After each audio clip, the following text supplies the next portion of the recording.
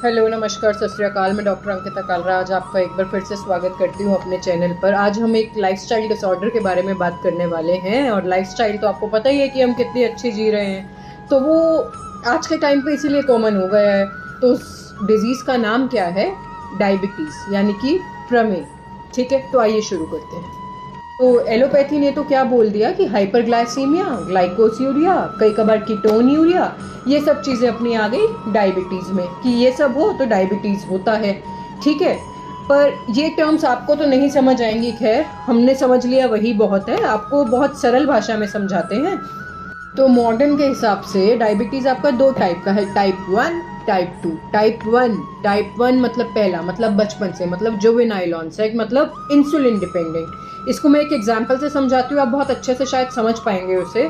मानिए आपके पास एक मशीन है जो कि कांच बनाती है।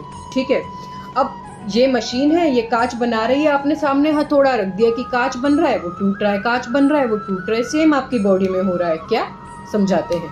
आपके बीटा सेल्स रहते हैं पेनक्रियाज में, वो इंसुलिन बनाते हैं। बीटा सेल्स इंसुलिन बना रहे हैं, पर उसके अगेंस्ट बॉडी में कुछ एंटीबॉडीज बन गई हैं जो उस बीटा सेल्स को खाई जा रही है। तो बना या ना बना बराबर है। तो इंसुलिन कहाँ से आएगा? नहीं आएगा। उसी को हम लोग बोल दे रहे हैं कि जी ये डायबिटीज है। ठीक है, और इसका दूसरा कोज क्या है? दूसरा कोज है इडियोपैथिक, मतलब कि समझ ही नहीं आ रहा है कोज क्या है, खुद ही हो जा रहा है, सडन ऑनसेट है। ओके, तो ये जुवेनाइल वाला मतलब डायबिटीज़ टाइप 1 को मैं ये बोल सकती हूँ कि इसमें आपका शरीर ही आपका घातक हो गया है, मतलब कि ऑटो इम्यून। ठीक है, मेजॉरिटी केसेस में यही होता है। अब हम बात करते हैं टाइप 2 की। टाइप 2 डायबिटीज़ मतलब कि मेच्योरिटी ऑनसेट डायबिटीज़ या फिर नॉन इंसुलिन डिपेंडेंट डायबिटीज़। इसमें क्या होता है कि आपके बीटा सेल्स पर इतना इफेक्ट आता नहीं, थोड़ा बहुत इफेक्ट आता है, जिसकी वजह से आपका जो इंसुलिन का सर्कुलेशन है वो इफेक्ट हो जाता है। ये तो हमने थोड़ा बहुत सा ब्रीफ में समझ लिया कि डायबिटीज़ है क्या। ज़्यादा डिस्कशन में नहीं जाएंगे क्योंकि हमें यहाँ पढ़ना नहीं है, हमें इलाज के ऊपर बात करनी है। इलाज के ऊपर भी नहीं, हम ऐसा क्या कर सकते हैं कि हम इस चीज़ को कंट्रोल में ला सके, इसके ऊपर बात करनी है। ठीक है, तो जैसा कि अब ये सारी मैंने बताया कि मॉडर्न में इसके लिए क्या चलता है, तो आप क्या मेडिसिन लेते हैं?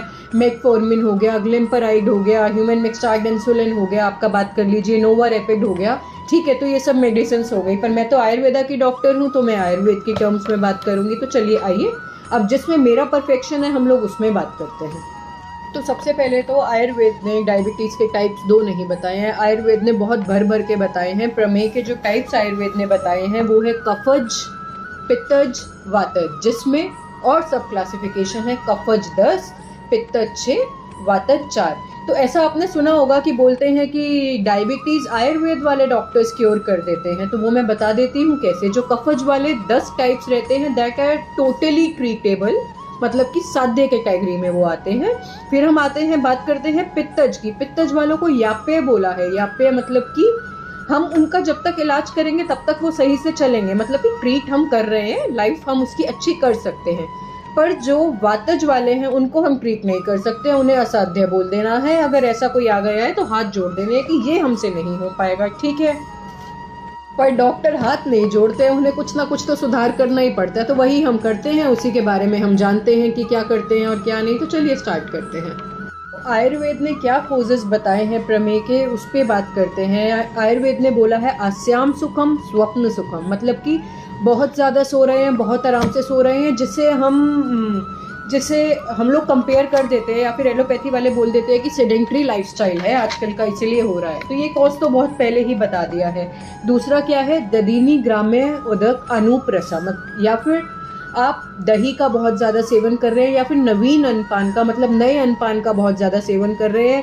आपने देखा होगा कि हम चावल यूज़ करते हैं, मार्केट से लाया, बिना भिगोए उसे झटपट से बना लिया। ठीक है, यही तो कॉज है। और क्या कॉज है? पुराने चावल यूज़ कीजिए, कुछ दिक्कत नहीं होगी। ठीक है, तो नया अनपान जो हम यूज़ कर रहे हैं वो भी एक कॉज है। और साथ ही में गुड़ विकृतम, मुझे बहुत अच्छा टर्म लगता है जो बोला है।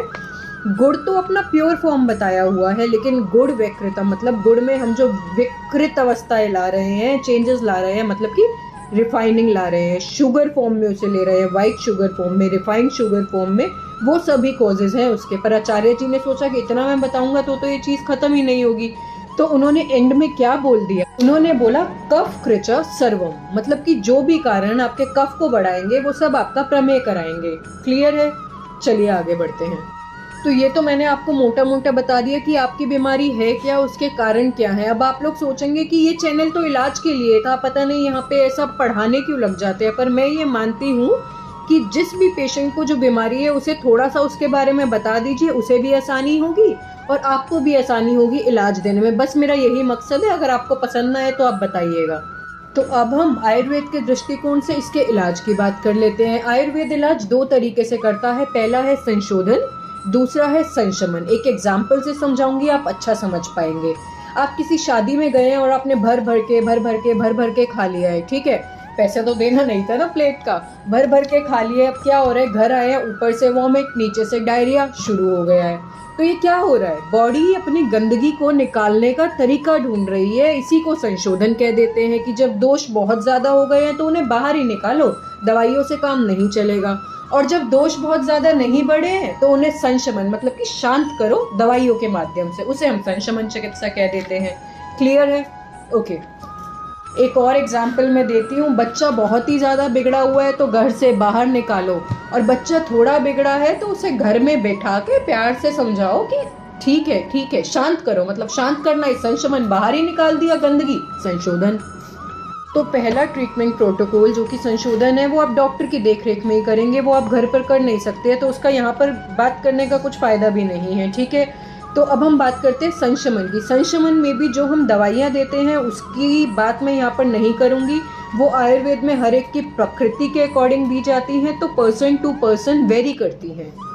तो कुछ फॉर्म्यूलेशंस या फिर कुछ तरीके जो आप घर पर कर सकते हैं जो आपको बहुत फ़ायदा देंगे, मैं यहाँ उनकी बात करती हूँ।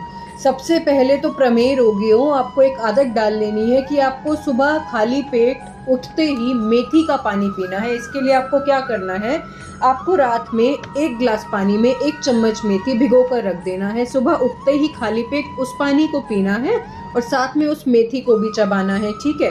कोशिश कीजिए कि साथ में 3-4 कड़ी पत्ता भी अगर आप ले पाए तो बहुत ही अच्छा होगा। तो आपके दिनचर्या की शुरुआत तो हमने यहाँ से करा दी है। साथ ही में कोशिश कीजिए जो आप रोटी खा रहे हैं वो आप भुने हुए जौ की रोटी खाएं, गेहूं की रोटी ना खाएं, ठीक है। ये कुछ चीज़ें आप अपनी रूटीन लाइफ में इंक्लूड कर लीजिए, आपको बहुत फ़ायदा होगा। साथ ही में मूंग की दाल के पानी का या फिर मूंग की दाल का सेवन करना है। और एक आदत आपको और बना लेनी है कि आपको आंवले का नित्य सेवन करना है। रोज़ आपके शरीर में 1 आंवला किसी भी तरीके जाना ही चाहिए। तो अब एक तरीका बताती हूँ, वो आपको फॉलो करना है। मानिए आपने 1 चम्मच को 3 पार्ट्स में डिवाइड कर दिया, तो उन 3 पार्ट्स में 2 पार्ट आपको आंवला का चूरन और उसका 1 पार्ट आपको हल्दी का चूरन, ये आपको सेवन करना है, ठीक है। ये भी आपको अपनी आदत बना लेनी है, इसका भी आपको सेवन करना है। अगर कुछ भी डाउट हो मुझे कंसल्ट कीजिए, मुझसे बात कीजिए, ऐसे ही आपको कुछ भी नहीं लेना है। आप कुछ क्वाथ भी या काढ़े भी रेगुलर में ले सकते हैं, जैसे कि त्रिफला क्वाथ आप ले सकते हैं या फिर विजय सार की लकड़ी का काढ़ा भी आप बनाकर ले सकते हैं।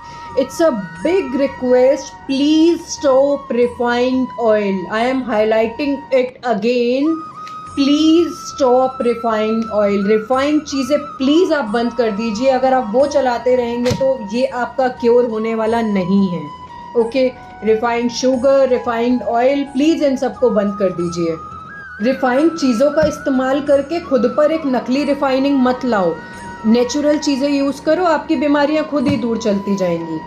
तो अब इस वीडियो को एंड की तरफ लेकर जाते हैं। एक एग्जाम्पल आपको जाते जाते मैं समझाऊंगी, उससे आपको बहुत से हद तक आपके डाउट्स क्लियर हो जाएंगे और आप खुद ही इंस्पायर हो जाएंगे एक हेल्दी लाइफस्टाइल के लिए। मानिए मैं कहीं घूम कर आ रही हूँ और मैं घर में आई और मैंने देखा अरे मेरे घर में तो सारा पानी पानी भर गया है, मैं क्या करूँगी। मेरे पास 2 तरीके हैं उस पानी को निकालने के, या तो मैं बाल्टियाँ भर भर के उस पानी को फेंक रही हूँ, या फिर मैं देखूँ कि ये पानी भरा किस वजह से और मुझे कारण पता लग गया कि मेरी ये नाली ब्लॉक है।